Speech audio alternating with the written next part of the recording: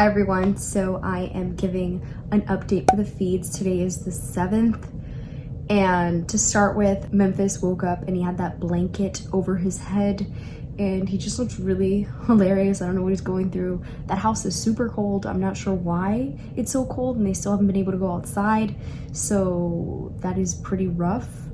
At first, I didn't even know who it was since he had that blanket over his head. I saw David, he was meditating on the table, and he was awake for a bit, cleaning and going to the bathroom and whatever.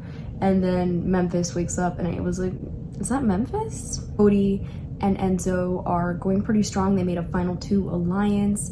Enzo is really getting himself in a good position. I'm not surprised. He's playing a similar game to his first season, and so is Cody. Cody likes being surrounded by dudes, and then he has Nicole there as well, and I guess we'll see how this plays out because I really hope Old School pulls off a win next HOH. Cody and Enzo talk about pulling in Danny and Nicole F.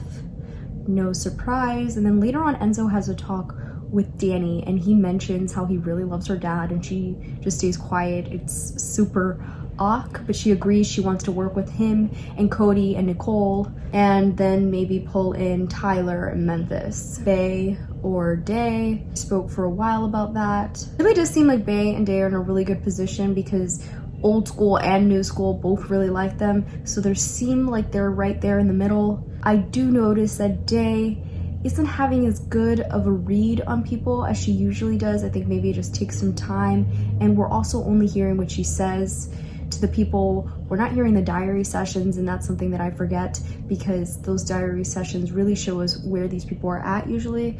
What they're saying to other people isn't necessarily the truth. Bay and Day finally formulated an alliance between them, and it's magical. I think it's necessary for them to align. I think it'll be really good for them now and in the long run. Janelle and Kaser were talking about reeling in Day and Bay again. They're in a super great position right now. Nicole A and Kevin, and as we know, yesterday they were talking about pulling in Ian, so we'll see. I really hope they do that. I think it's critical for them to pull in the people that are kind of in the middle and get them on their side to go against the other side of the house. Bay and Kaser had a really nice sweet talk. He's having really lovely talks with everyone. They had a heart-to-heart, and it was really pretty and nice to watch. They're both very emotional and loyal people ultimately, so I do think they have that connection. Kaser has been able to connect with many people on that emotional level. He's just very mature and sure of himself.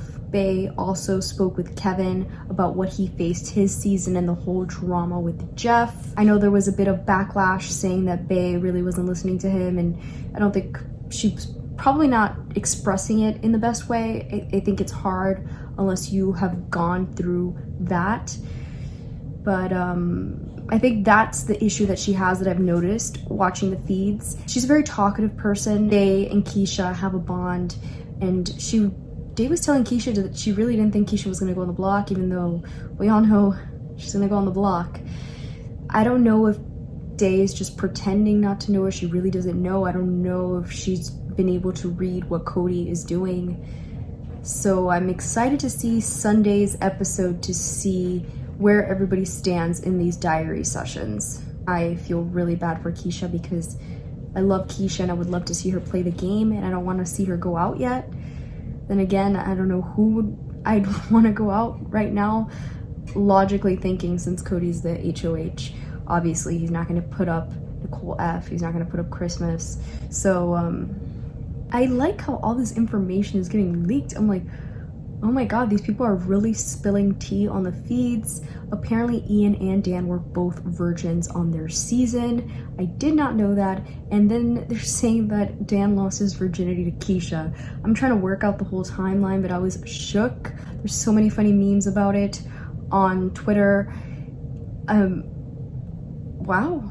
I mean, I was always wondering, there was like no showmances besides April and Ollie. I was wondering how come nobody got with Keisha. Like, people were saying that maybe she'd go with Memphis this season. Kaser and Cody had a talk, and a lot of, I don't think they truly see eye to eye. It was cordial, it was nice, but they're both just, I don't know, they're gonna be going to war, so it is what it is. They did have a talk, a one-on-one talk. As expected, Cody put up Keisha and Kevin. Nothing changed. He had that talk with Kevin. They had kind of a heart-to-heart, but nothing changed. He went up to his room to think for a bit, but I think didn't really make much of a difference. Kevin is the pawn and Keisha's the target, and we just gotta wait and see how the veto goes. Keisha cried. The girls were consoling her. It is rough. I think if one of them wins the veto, probably Nicole A or Ian will go up. That is the general thought of what's gonna happen. So just gotta see how the veto plays out. Keisha had a feeling that she was going up. I'm interested to see if Davon was lying to her about knowing, and to see how this goes forward.